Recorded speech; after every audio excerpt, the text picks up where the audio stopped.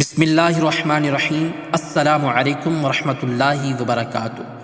محبت ایک پاکیزہ اور فطری جذبہ ہے جو انسان کو اللہ تعالیٰ نے عطا فرمایا ہے، لیکن اسلام نے محبت کو ایک حد میں رہ کر گزارنے کا حکم دیا ہے۔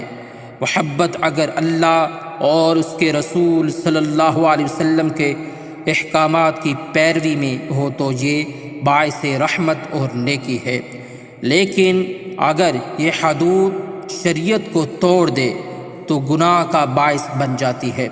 زنا اسلام میں کبیرہ گناہوں میں سے ایک ہے اور قرآن و سنت میں اس کی سخت مذمت کی گئی ہے۔ اللہ تعالیٰ فرماتا ہے، اور بدکاری کے پاس نہ جاؤ، بے شک وہ بے حیائی ہے اور بہت ہی بری راہ ہے۔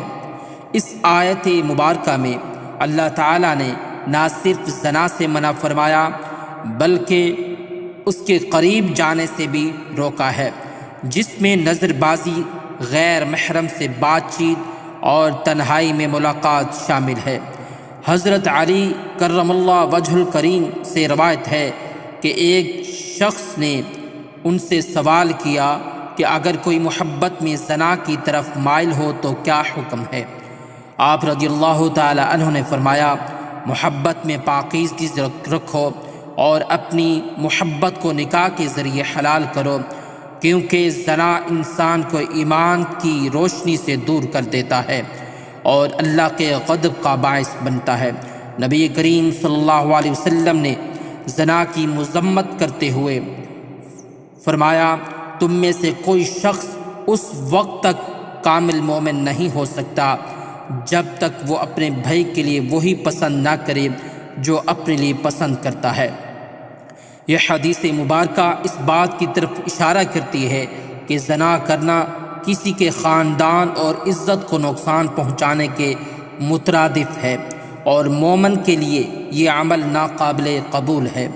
ایک اور حدیث میں آپ صلی اللہ علیہ وسلم نے فرمایا، جب بندہ زنا کرتا ہے تو اس وقت اس کا ایمان اس سے نکل جاتا ہے اور اس کے اوپر ایک سائے کی طرح رہ جاتا ہے، پھر جب وہ زنا چھوڑ دیتا ہے تو ایمان واپس آ جاتا ہے۔ حضرت عمر فاروق رضی اللہ تعالی عنہ نے ایک مرتبہ فرمایا، محبت اللہ کی نعمت ہے، لیکن اگر یہ حدود سے تجاوز کرے تو شیطانی وسوسہ بن جاتی ہے۔ حضرت رابعہ بصری رحمۃ اللہ علیہ فرماتی ہیں، محبت کا اصل مقصد اللہ تعالیٰ کی رضا حاصل کرنا ہے۔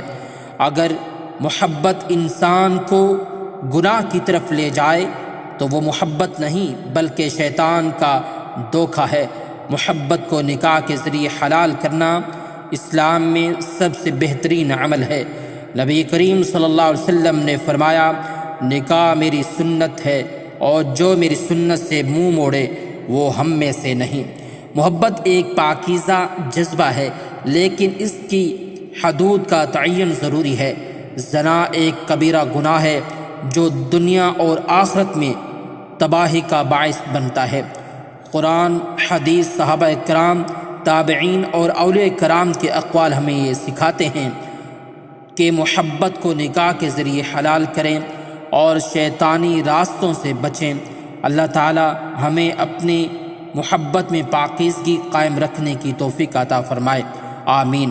ناظرین، ویڈیو اچھی لگی ہو تو ہماری ویڈیو کو لائک کریں، شیئر کریں، چینل کو لازمی سبسکرائب کریں اور کمنٹ باکس میں اللہ تعالیٰ کے 99 ناموں میں سے ایک نام لازمی کمنٹ کریں۔ اگلی ویڈیو تک کے لیے اجازت دیجیے، اللہ نگہبان۔